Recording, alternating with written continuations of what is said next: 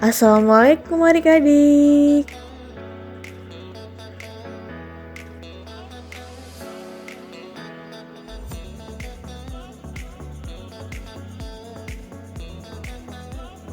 Perkenalkan, nama kakak Nabila Jihan Muntaj dari nomor MPM 1902090201 dan teman kakak Desi Fitrianti dengan nomor MPM 1902090202.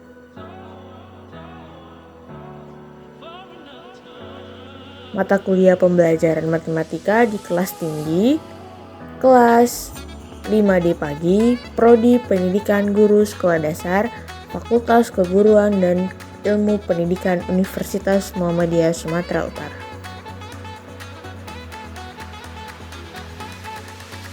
Dengan dosen pengampu, Bapak Ismail Saleh Nasution SPD MPD. Kali ini kakak bakal ngebahas materi tentang sistem koordinat. Sebelum ke sistem koordinat, kita harus tahu pengertian dari denah dulu adik-adik. Nah, ini dia pengertiannya.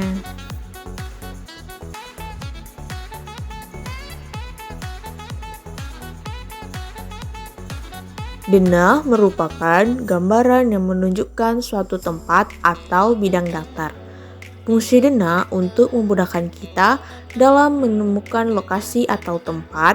Perbedaan denah dan peta adalah denah menunjukkan wilayah yang terbatas, sedangkan peta menunjukkan wilayah yang lebih luas. Berikut ini merupakan contoh denah dan peta. Nah, itu dia gambarnya adik-adik.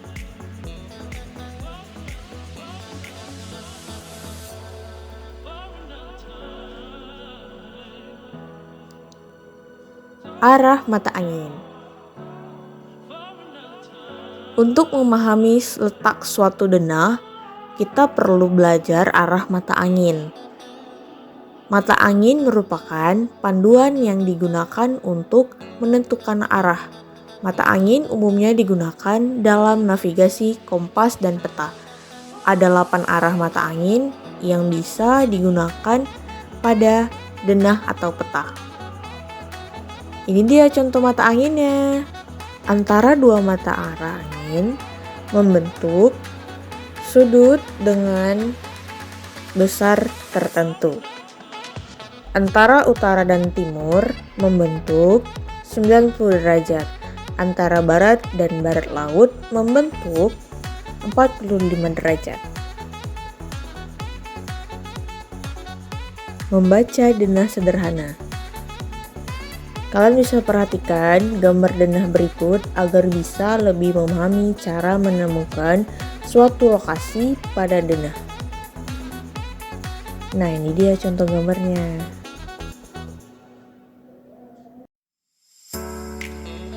Dari denah tersebut dapat disimpulkan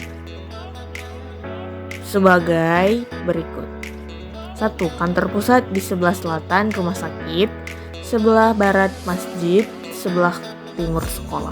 Yang kedua, pemadam berada di sebelah selatan masjid dan sebelah tenggara kantor pusat.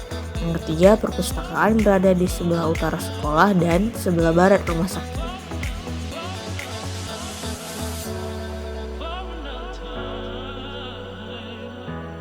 Menemukan rute perjalanan.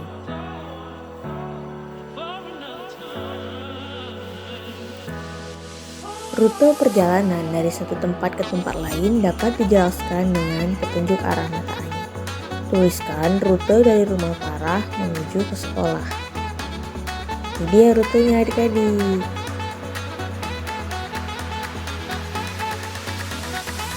Ada 2 rute dari rumah Farah menuju ke sekolah.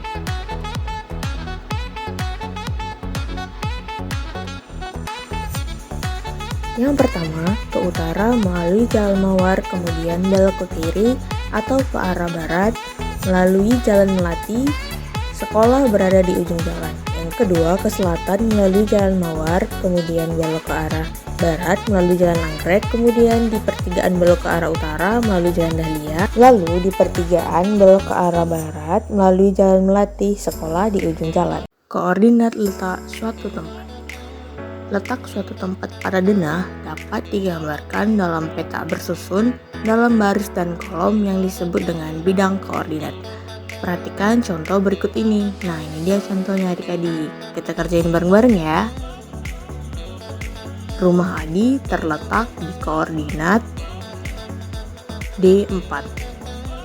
Perpustakaan terletak di koordinat C3. Rumah Faira terletak di koordinat F2. Koordinat letak suatu benda. Perhatikanlah soal di bawah ini. Tuliskan nama dari buah-buahan di bawah beserta dengan koordinatnya. Oke, ini dia gambarnya adik-adik. Kita kerjain ya.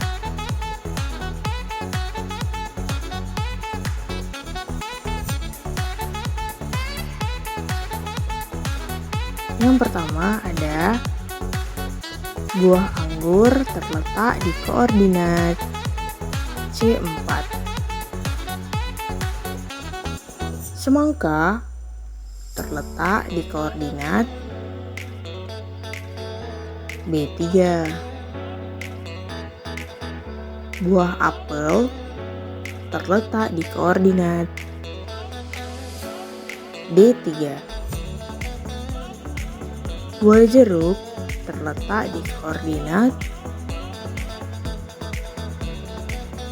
B2. Buah pisang terletak di koordinat F2. Buah jambu terletak di koordinat A1. Dan buah stroberi terletak di koordinat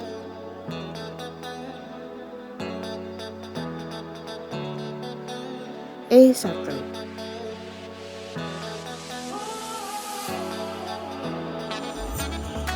Sistem koordinat Kartesius. Sistem koordinat Kartesius adalah sistem koordinat yang menetapkan setiap titik secara unik dalam bidang dengan serangkaian koordinat numerik yang merupakan jarak yang bertanda titik dari dua baris berorientasi tegak lurus tetap diukur dalam satuan panjang yang sama.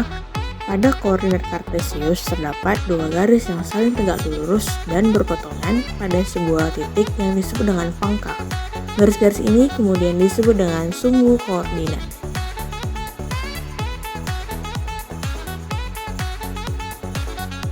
Garis mendatar atau horizontal dikenal dengan sumbu X atau absis, sedangkan garis tegak lurus atau vertikal disebut dengan sumbu Y atau ordinat. Kalian bisa perhatikan gambar di bawah ini ya.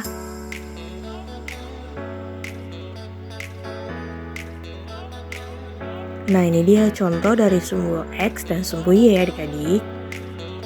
Sumbu X dan Y terbagi dalam sumbu X yang positif dan sumbu X yang negatif.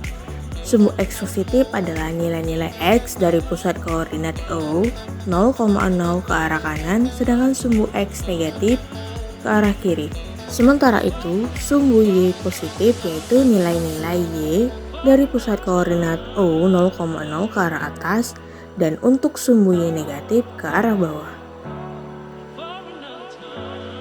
Sumbu X dan sumbu Y membagi bidang koordinat menjadi 4 wilayah yang disebut dengan kuadran.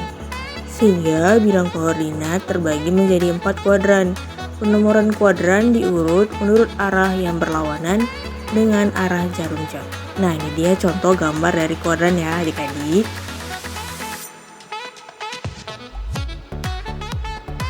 Kuadran 1 dibatasi oleh sumbu X positif dan sumbu Y positif. Kuadran 2 dibatasi oleh sumbu X negatif dan sumbu Y positif. Kuadran 3 dibatasi oleh sumbu X negatif dan sumbu Y negatif. Kuadran 4 dibatasi oleh sumbu X positif dan sumbu Y negatif.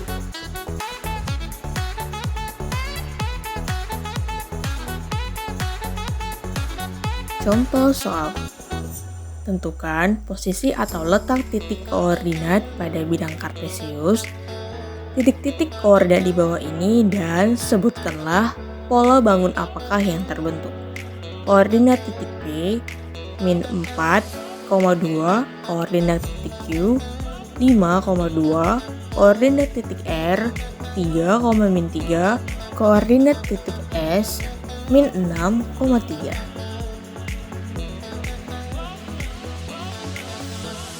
Jawabannya, pola bangun datar yang terbentuk adalah jajar genjang. Nah, ini dia jawabannya adik-adik.